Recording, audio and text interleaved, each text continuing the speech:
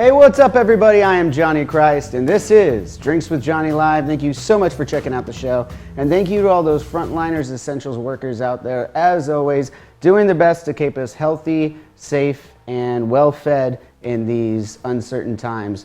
Thank you all so much for that. Today, I'm exceptionally excited. I've got James Cassells. He's on the line here in a second, but before I get there, I also wanted to thank Sweet Drop. That is a essential CBD oil. This thing is, it's not there to alter your brain or anything like that. This is all natural. It comes from a great organic farm up out of Oregon. And yeah, it's Sweet Drop. And I'm gonna start the show off with this because, it just makes me feel a little better. Now, a lot of people are gonna say CBD is supposed to alter or make you feel a certain way or anything like that, but it's really just helping keep the receptors in your brain that help process food firing on all cylinders, and that's what Sweet Drop's here to do. And if you head over to sweetdrop.com right now and put in promo code DrinksWithJohnny, you're going to get 20% off your order. I think that's a pretty good deal. I think everyone can agree. They got some great flavors over there. I promise it's a good product. Otherwise, I wouldn't put it out there. It's not like I really need to. Anyways, that's not here nor there. I'm going to have a beer on that one. Now we're just going to get into it. I'm going to bring in James right now. You all know him as the drummer from Asking Alexandria. It is James Cassells. How you doing today, man? Hello, Johnny. How you doing, mate? I'm doing great. It's just great to see you again, man. Likewise, man. Likewise. It's been a hot minute. I know. When was the last time we were on tour together? It was like 2014 or something like that. Probably Mayhem Festival. Yeah, I think that was a mayhem of a festival, if I will. What are you drinking on right there? Oh, it's just, I don't know, beer, but it's in a koozie. Okay. You got Cassells koozie. I like that. It's from my wedding. So that's awesome. We had koozies made for us and our guests, and I've just kept them because. When did you get married? You got it wasn't that long ago, was it? 2018. Okay, so 2 years. April. In April. So you guys just had your 2-year anniversary. Congratulations. Yep. 2-year anniversary under quarantine. What was that like? I mean, it was we spent it drinking beers poolside, which was pretty tight. That's not terrible. There was less people there, but it was kind of like the same way we got married. So yeah. Not too shabby. Not too shabby. All right, man. Is everyone, first of all, before we go any further, I just want to make sure everyone's healthy and safe in your camp. Everyone's doing good. Mm-hmm. Yeah, no, completely. Yeah, everyone's doing great, man. Everyone's doing great. Just making the best of a shit situation, I suppose. Yeah, man. I mean, you guys just put a record out right in the midst of all this. You're not going to be able to tour for a minute. I mean, what's going to be the plan here? I mean, we'll get into the record a little bit more because it's awesome. Yeah, well, thank you. Yeah, I mean, I was actually looking on your page earlier, and someone was saying that they were supposed to be playing in Silver Springs tonight, because we had a tour booked and everything, and yeah, it sort of hit home a bit. It's like, damn, it's like we aren't on tour, we aren't able to show the world the record in every way that we wanted, but at the same time, though, I'm still super glad and excited to give the world some new music. It's like, yeah, this is bad news. Yeah, I mean, everyone's looking for content right now. That's why I started going live with the show. I don't know how familiar you are with the show. We've just started doing weekly podcasts just in February, and then shit started hitting the fan. I was like, well, I'm kind of sitting around with all this equipment that I just got for podcasting. I'm going to use it to go live. And that's kind of where this all started. When I hit you up, that was like this morning. I was like, hey, dude, can you be on the show tonight? And we threw it all together real quick. Yeah. So I appreciate that. The good thing is we're all in quarantine together. So it's sort of I was like, well, James, I know you ain't got nothing better to do tonight. So. Well, one of the things. Yeah, let's have some virtual drinks. It would be the same. Just pretend the cameras aren't here. It'd be the same anyway. So I, through our conversation earlier on today, was trying to get you to make a drink with me. I wasn't sure if you're going to have the ingredients. So I was like, hey, do you know how to make a last word? And you were like, This is my favorite drink of all time when I go out to a bar. I don't know how to make it myself, but yeah. And I figured a couple of ingredients are going to be a little hard to come by on a day's notice. So we'll go through those. But you just shared a picture with me of you and your wife and your mates. Yeah. I don't think it's not gonna be able to come out. It's just. Can we get that? Really... We can get that a little bit. You can see what's going on. Yeah. Well, that's me, my wife, Sam, and Ben. And we're in a bar in England back in like 2012 called the Blind Swine. It was a gin bar in York, England. It was like our stomping ground back in the day. And that was the place where my love for The Last Word really flourished and came into the world, and we were all actually drinking it in that photo. It's a fucking fantastic drink. I just got introduced to it last November.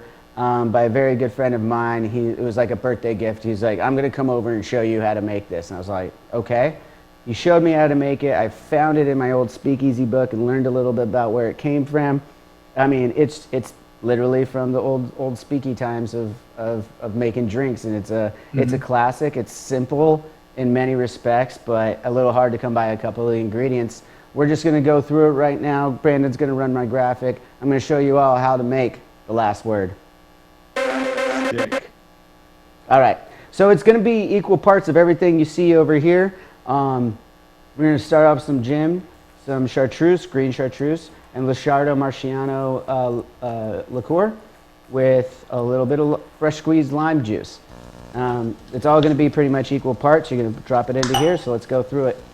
Now, after you see this, James, you're going to be able to go, oh, I can make one of those at my own house. Like that. This is going to be awesome. You're gonna get chartreuse is the bit that's difficult to find. Yeah, it's a little difficult to find.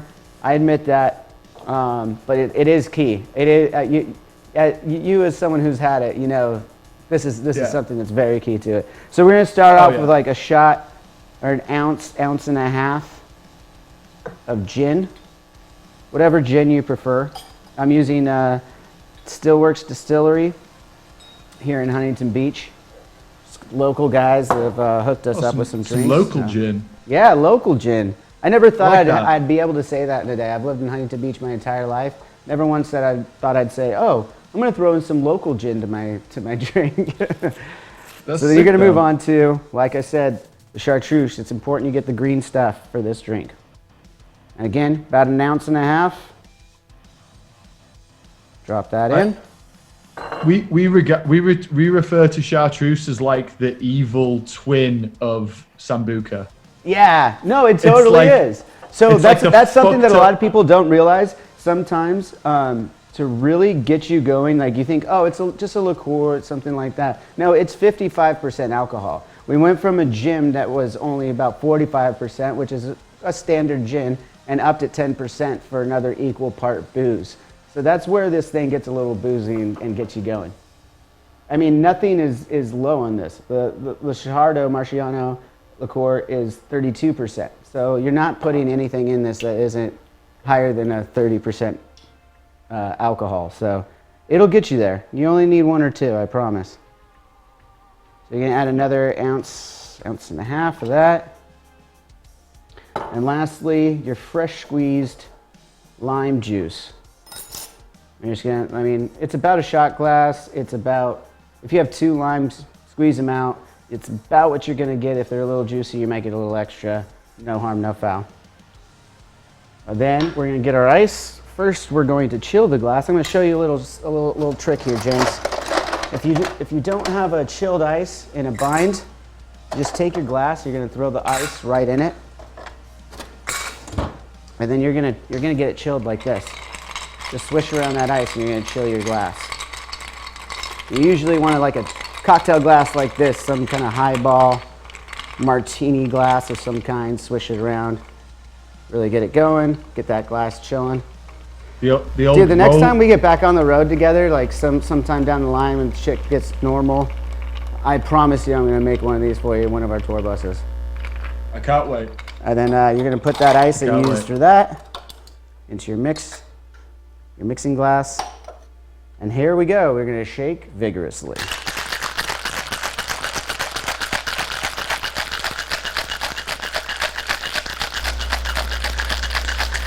And then we're just gonna pour that out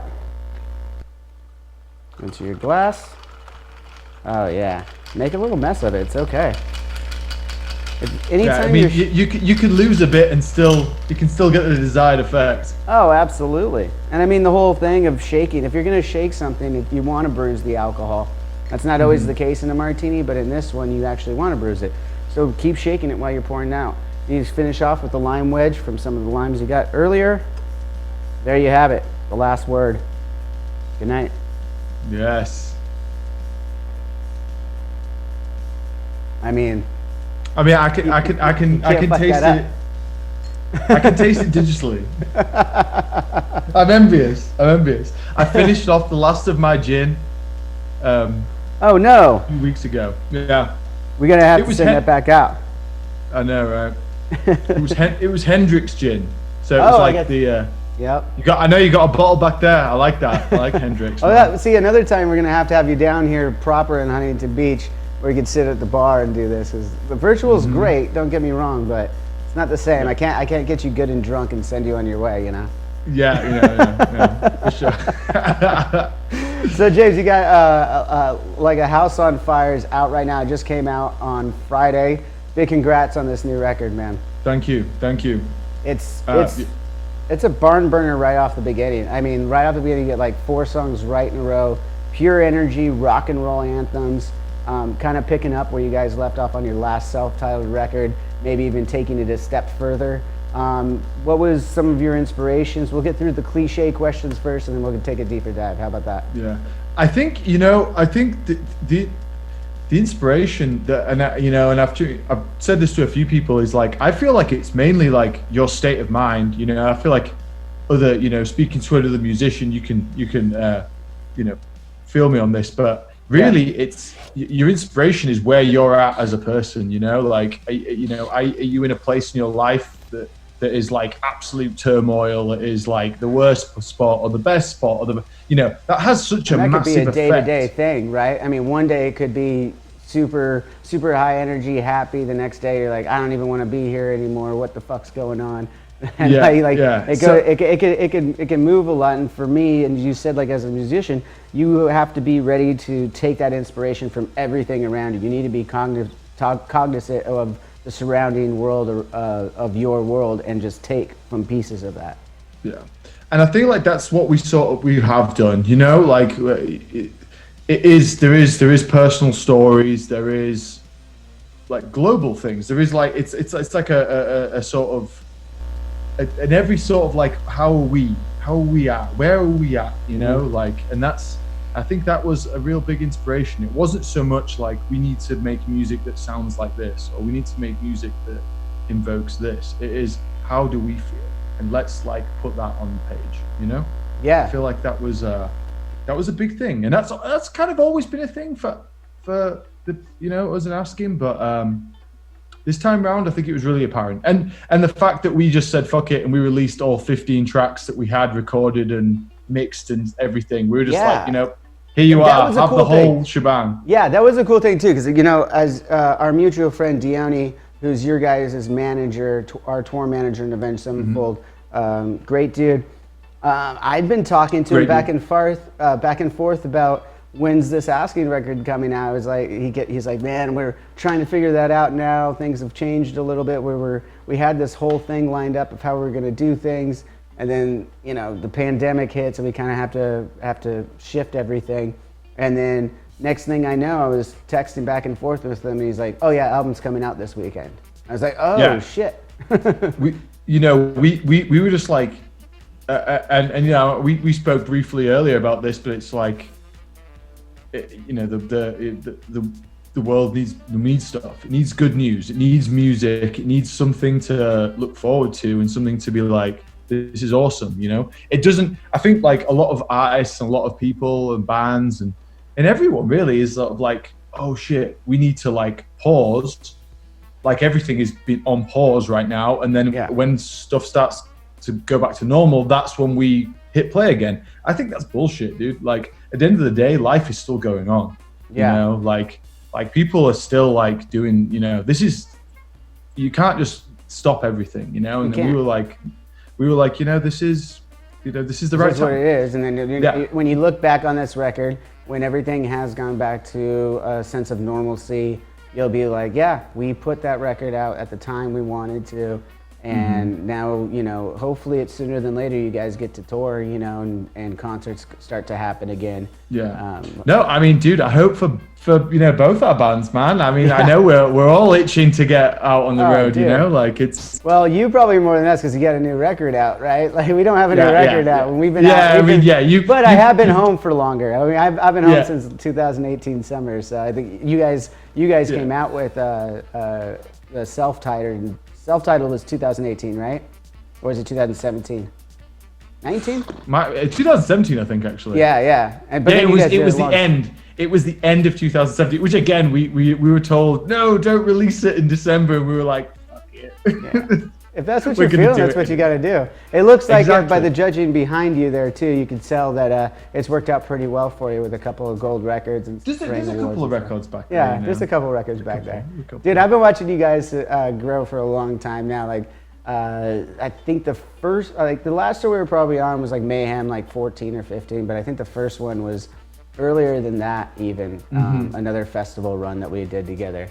No, I think the first one was. I want to say 2012. Yeah, I think that sounds right. Because I feel like that's when we first crossed paths and like realized that you guys were a little like-minded in a way. Reminded us of ourselves a little younger. Not too much younger. I'm not that much older. Everyone just relax, okay? Calm down. No one needs to know my real age. All right. So yeah, we crossed paths and got to know you guys and befriended you guys. It was an awesome relationship. One of the things that I heard though was, and I don't know if I saw firsthand, but I got to ask the question, who's the guy that's staying up the latest in the band in Asking? Who's the guy in the front lounge of the bus after everyone's gone to bed about 3 a.m. still partying? It's definitely not my ass, because if I've had too much to drink, I'll just fall right asleep. That's not what I heard. That's not what I heard, James. Unless there was definitely extracurricular back in the day. Maybe this was all back in the day. This was obviously This was obviously pre your wife. This is obviously it was Randy. well back. I think even on some of the tours we did with you, we had two buses, and me and Ben were forced onto one bus because we would maybe be loud and keep shit going for longer than needed, and so I think as time's gone on, we've tried to tone down the antics a bit, So have we. It actually just kind of naturally happens. It does start to naturally happen. The antics start to calm down a little bit. That's for sure. Now we don't need to harp on that too much, but one of the things I do remember was the last tour we did together on Mayhem. You guys had a nice little writing studio set up in one of the back of the buses, and that was cool. It was like, oh, this is rad. They're taking the time to write while they're on the road, which was really cool for us to see because we don't ever do that. We do cycle and then we stop. We take a couple months off and then we get to writing, and that's kind of always been the way we've done it. Have you guys continued on that? Do you guys do a lot of writing on the road still? I think we're just one of those groups that if we're writing, which is kind of all the time, we have to get ideas down then and there, and we do continuously like and enjoy making music, so if we have the opportunity to write, we will write, Yeah, you just gotta keep it going. That's rad. I mean, I really appreciate that approach. I don't know that it'd work for us, but I appreciate the approach. It's not. And everyone has a different process. Everyone has a different process, as I know, as you know, meeting everybody around the world. So what's your process specifically to yourself? What's when you're putting together, let's say, a drum part or a riff or whatever it is that you're bringing to the table? What does James like to start with? Oh, honestly, it can be as basic as just humming and singing some random bullshit into my phone and just like texting it over to Ben, or like it could be something so basic as long as it invokes something that will lead to something, like it's the right thing. If that, what I mean, if that makes sense. No, I think nowadays I nowadays it's it's got a little bit better. Like now we all live so close together. Like all of us, with the exception of Danny. Danny still lives over on the East Coast, but the rest of the band, we're actually all living in Arizona. Yeah. Really close to one another. So it is as simple as like a phone call and a very short car ride, and then we can be all together. So writing and everything has actually got a lot easier. That's rad.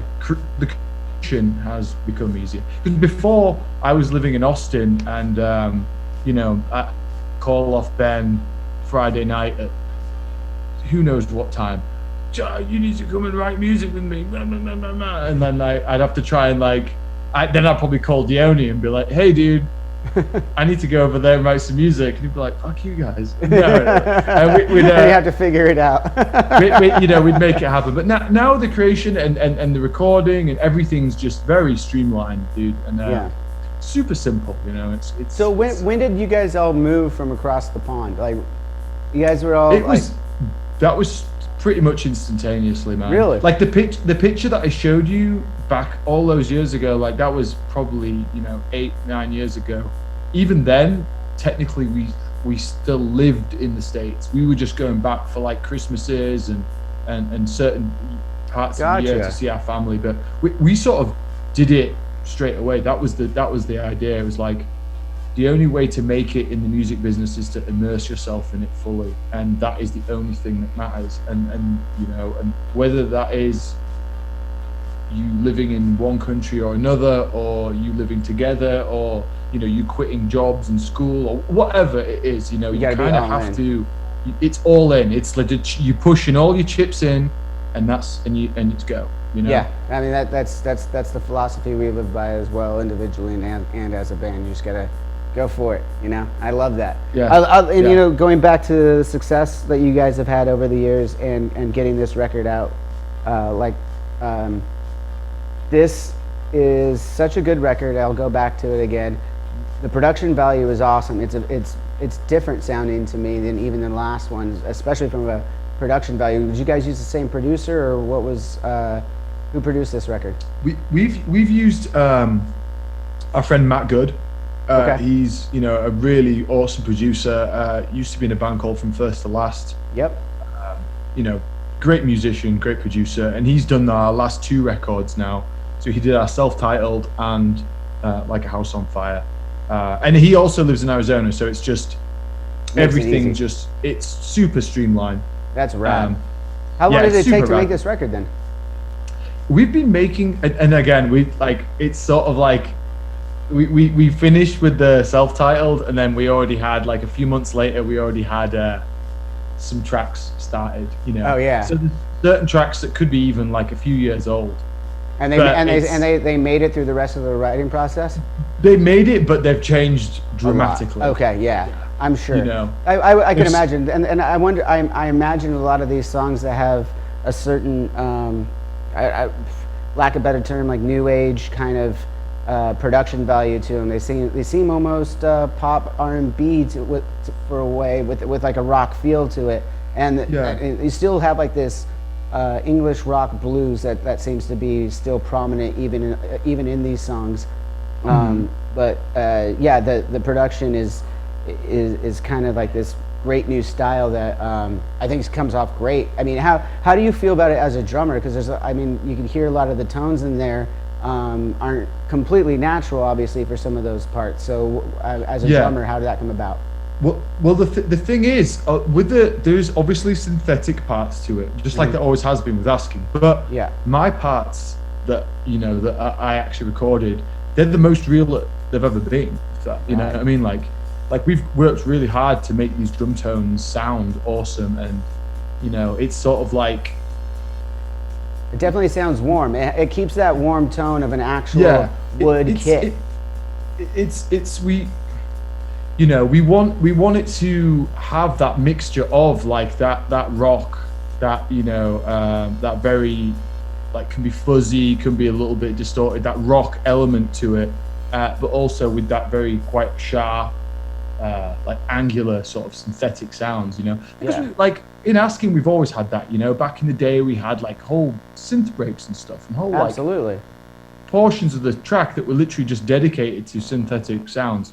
So we like to keep that going, but just use it in a different way. Yeah, you know, and I really like that. It's different. Also, just more specifically for your drumming, I know it's similar to the last record, but maybe even more groove oriented. As a drummer, do you feel like you over the years have focused more heavily on the pocket, on the groove, on the taste of on the tasty parts of your drum fills? Or I mean, what has been your inspiration specifically as a drummer over the years and your evolution?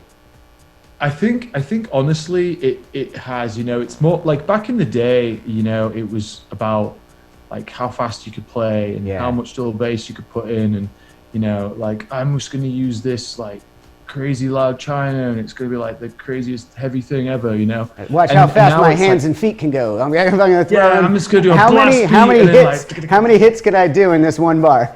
Yeah, and I'm just going to go. It's like that shit's cool. Don't get me wrong, it's really cool. Absolutely. But like I feel like more so it's just playing for the song, you know. And we're trying to write songs that like we've always toyed with the idea of ballads and like slower, like, you know, meaningful songs. That's something we've always liked to do, even when we were like straight metalcore, you know. Dude, the one I Don't Need You. Sorry, I had to look at the track names. I mean, the album did just come out Friday. Forgive me if I don't know all the track names off the top. It's fine. There's 15 of them. But There's a few. I Don't Need You. The first ballad, I guess if you want to call it a ballad, it's not a straightforward ballad, obviously. But you get the idea of it's like a slower, meaningful, like it's a That's going to be if it isn't already while we're having this conversation. I truly believe that's going to be a radio hit. I mean, that's thank you. That thing's fucking awesome. I love that you brought in what's her name, Gracie Grundy. Grace Grundy, yeah. Yeah. She's got a great Fellow voice. Brit. How did you guys find her? How did you guys get together with her? So we've been like watching her and like been a fan of hers for a minute now, and the funny thing, Ben actually reached out to her, right, and she's been a fan of ours for a long time as well. Cool. Like she actually was at one of our when we filmed a live DVD at Brixton Academy in London back in 2013. Place. Yeah, great venue, you know, legendary. It's the fucking, you know. Everybody, if it's not an arena, that is the place in London. Yeah, everyone who's come through has had to play that. You've done a few Brixtons. Yeah. You know? And she was actually at that show. Right. And as a fan, before she really started, you know, her vocal career, you know, and so it just sort of everything clicked, and it made so much sense, man. Yeah. Like it all felt like together, and then we had a flyover and she recorded her parts, and her voice and Danny's just like molds perfectly together. It really does.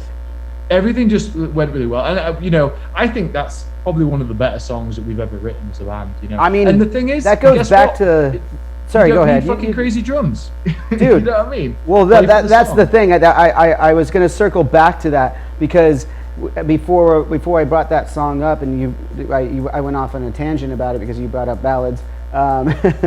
We were talking about your drums and the songwriting aspect of it. I think is where we were going. Is like, yeah, you guys have clearly over the years grown together as songwriters, and that drumming obviously tells that story to me. That's always the backbone of a band in so many ways. Everyone says it because, oh, it's who's holding the beat, who's holding that. To me, it's, can you see where that band has come from by their drumming in a lot of ways? Like where did they start to evolve? And a lot of it is when you see their songwriting get to a certain point, you can hear it in the drums, where the drums are no longer, not in a bad way, but a little immature, and they're starting to mature. Then you can see the band as a whole is maturing as writers. And I think that is just kudos to you, absolutely. Yeah, I appreciate that, man. And you know what? I think that could be said for a lot of the instruments, a lot of the instrumentation in music, you know. It's people you stop playing for yourself and you start playing for the band, particularly the song, you know. Like, it's not about you. It's not about you. It's about the overall success, you know. And it's like, I could fill a song with all this crap. Ben could fill it with all this guitar, and Danny could just be wailing and just doing all this crap that's not fucking needed. You know, we all could, all five of us could do that. But at the end of the day, does that make a good song? No, it does not necessarily. Not when, I mean, when you guys are sitting out and you're writing the songs that you want, you know, I'm sure when you guys made this transition that you guys did when you brought Danny back, and you guys, now he's been on the last 2 records now, right? Mm-hmm. So, and that was obviously like, to me, it's always where I thought you guys were going before anyway, and before he stepped away or you guys had a falling out for a couple of years, whatever that was about. Yeah. But I always felt you guys were going to go in this direction anyways. So I'm sure you guys had a little backlash for that, but I mean, to me, knowing you guys, maybe just because I know you guys, I just always saw much bigger things than what was going before. So yeah, I mean, you've definitely you and all the Avenged boys have sort of seen us from the sideline. You know, I mean, you've witnessed a lot of stuff, and you've helped us with shit. You know, so much in the past. It's you've got to like a little front seat. You know, the Asking train and seeing some of the falls and the crashes. And we bumped into the wall here. Shit, you know. We all have our bumps and scratches along the way. It's just it's not always about the journey, right? It's where you end up. Yeah. I mean, as long as you make that it. Guy kind of like flip that, reverse that, Willy Wonka style. So I'll let you go here in a second.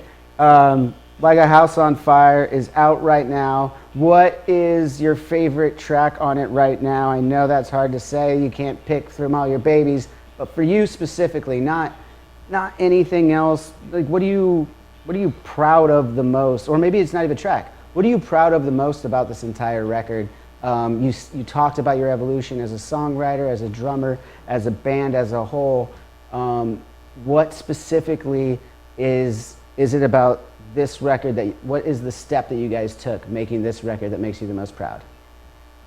I think honestly, this record is one of the first records that throughout all our career, we've just done the record that we want to do. We haven't really we've kind of, you know, we haven't done anything that we didn't want to do or had to do or appeased anyone. It was just like, this is the body of music that we want to release. And I'm really proud about that. And honestly, like us as a band and us as a group, we hit the 10-year mark last year, and just seeing and just like, you know, and just like seeing like still being the best friends with my boys, you know what I mean? Like all 5 of these guys, and you know, it's so nice now, like, you know, Ben, Sam, Cam, like they're like right next to me, and it's just like we're you know, we're still great friends that just love playing music together. That's what it's all about, man. Album number 6, and I think we've both seen quite a lot of bands that have had like horrible falling outs, and they each other. It just sucks, because you just don't know you don't know which ones are going to make it through those personal problems, you know. And I feel like right now, you know, in 2020, through all of this craziness that's going on, we're in the best spot that our band's ever been in. Yeah, I mean, that's fucking rad. You guys had your ups and downs. Obviously, it's been 10 years. You're your 6th album. I believe this album is going to do really good. It's great, even. I fucking think it's a great album. Everyone should go check out Like a House on Fire. It's out now everywhere you stream music. You could probably, even when the quarantine's over, pick up an album or 2 in a store, a little mom and pop next to you. But like everyone else, we're probably just going to stream it. And Asking Alexandria online is where do they go for social media and all of the above? James. Yeah. Where do they go? You got to plug this. Where is it? Is it Asking Alexandria everywhere on social media? I would say that store.askingalexandria.com is like our actual store. Rad. If you want to find everything that with the Like a House on Fire, likeahouseonfire.co, that has everything that's around, you know, Europe, and we have like a bunch of other, you know, if you're from other territories and whatnot, and like there's the Impericon store and whatnot, you can buy merchandise Germany and all that stuff. But yeah, it's just check us out. I mean, it's not difficult. You just type our name in online. You will find it. You'll find it. I mean, the internet, everyone knows how to use these days. I'm shit internet, and I can find anything. So. Yeah. And Cassells, and all your personal social medias. What are those? Is it at Cassells? At Cassells, yeah. And I'm pretty much only using Instagram because the rest of it's too confusing. I only have that for my personal too, but everywhere else it's Drinks with Johnny on Instagram, Facebook, and Twitter. Thank you so much for being on the show. We're gonna have to do this deeper dive. I want to know. Yeah, we're gonna do a deep dive in person. I'm gonna get you drunk and find out everything there is to know about James Cassells. Hell yeah. Well, until that day though, I've got a little cheeky shot of vodka right here. Cheers, Johnny. Cheers, buddy. Thank you so much, man. Congrats on all your success, and congrats to very much more. I'm sure you will have. Mate. All right, man. I'm gonna let you take off. Everyone, go check out Asking Alexandria, Like a House on Fire. Out now everywhere. It's a fucking fantastic record. You'll be doing yourself a favor. All right, man. We'll talk again soon. All right. Hell yeah. Take it easy, mate. You have a good one. Thanks again. All right, man. I don't know how to turn that off. I'm just gonna leave it. There it is. All right, everybody. That's gonna conclude this episode of Drinks with Johnny live at 5. I had a great time talking with James Cassells of Asking Alexandria. As we plugged it numerous times, they got a new record out that just dropped on Friday. So make sure you go check that out. And if you're watching still, make sure you hit that subscribe button somewhere down here. Follow us on Twitter, Instagram, and Facebook. And I guess that's it. Till next time. Cheers.